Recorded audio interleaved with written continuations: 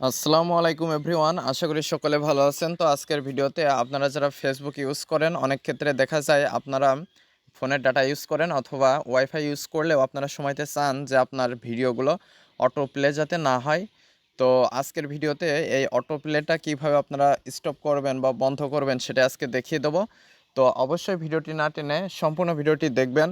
মূল ভিডিওটি শুরু করার আগে সকলের কাছে ছোট্ট একটা রিকোয়েস্ট, যারা এখনও চ্যানেলটি সাবস্ক্রাইব করেনি তারা অবশ্যই চ্যানেলটি সাবস্ক্রাইব করে আমাদের সাথেই থাকবেন, আর যারা অলরেডি সাবস্ক্রাইব করেছেন তাদেরকে অসংখ্য ধন্যবাদ। তাহলে চলুন মূল ভিডিওটি শুরু করা যাক।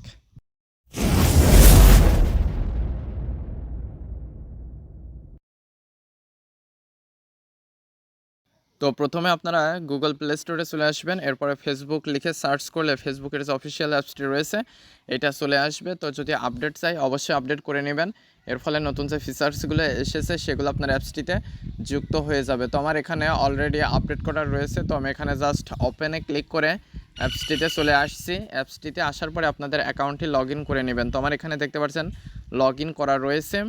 তো আপনারা যখন এই যে ভিডিও আইকন অথবা রিলস এইখানে যদি ক্লিক করেন, এই যে ভিডিও আইকন এইটার উপরে যদি ক্লিক করেন তাহলে ভিডিওগুলো কিন্তু যেগুলো আসে সবগুলো কিন্তু অটোমেটিক্যালি প্লে হওয়া শুরু হয়ে যায়। দেখতে পাচ্ছেন সবগুলো কিন্তু অটোমেটিক্যালি প্লে হচ্ছে, অটোমেটিক্যালি প্লে হয়ে যাচ্ছে।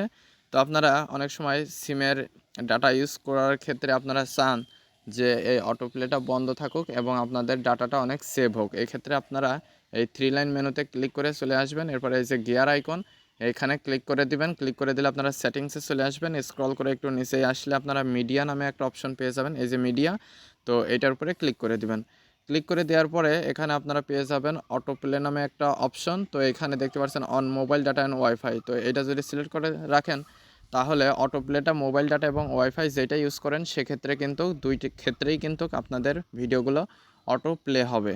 আপনারা যদি অন ওয়াইফাই অনলি এইটা সিলেক্ট করে রাখেন তাহলে শুধু ওয়াইফাই কানেক্ট থাকলে ভিডিওগুলো অটো প্লে হবে। এবং এখানে আরেকটা রয়েছে নেভার অটো প্লে ভিডিওস, এটা যদি সিলেক্ট করে দেন তাহলে ডাটা সিমের ডাটা অথবা ওয়াইফাই যেটা ইউজ করেন না কেন এক্ষেত্রে কিন্তু কোনো ক্ষেত্রেই আপনার অ্যাকাউন্টে ভিডিওগুলো অটো প্লে হবে না। তো এখানে আমি নেভার অটো প্লে ভিডিও এটা সিলেক্ট করে দিলাম। চেঞ্জেস হ্যাভ বিন সেভড, তো এই পরিবর্তনটা কিন্তু সেভড হয়ে গেল। আমি এখন ব্যাকে আসছি, ব্যাকে আসার পরে এখানে যদি ভিডিও সেকশনে যাই তো এখন দেখতে পাচ্ছেন ভিডিওগুলো কিন্তু অটো প্লে হচ্ছে না, সবগুলো ভিডিওর উপরে কিন্তু প্লে আইকন নামে একটা আইকন কিন্তু শো করছে, প্লে আইকন দেখতে পাচ্ছেন শো করছে। তো কোনো ভিডিও কিন্তু অটো প্লে হচ্ছে না। তো আমি প্রমাণ সহকারে আপনাদেরকে দেখিয়ে দিলাম।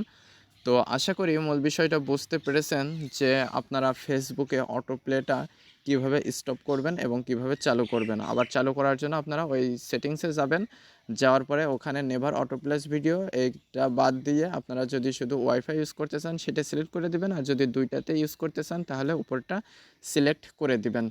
তো আশা করি মূল বিষয়টা বুঝতে পেরেছেন। তো আজকের ভিডিওটি এ পর্যন্তই। ভিডিও সংক্রান্ত কোনো মতামত থাকলে অবশ্যই কমেন্ট করে জানাবেন, আর যারা চ্যানেলটিতে নতুন এবং যারা এখনও চ্যানেলটি সাবস্ক্রাইব করেনি তারা অবশ্যই চ্যানেলটি সাবস্ক্রাইব করে আমাদের সাথেই থাকবেন। অলরেডি যারা সাবস্ক্রাইব করেছেন তাদেরকে অসংখ্য ধন্যবাদ। তো আপনারা কোন ধরনের ভিডিও দেখতে চান সেটাও কমেন্ট করে জানাতে পারেন। তো আজকে পর্যন্তই।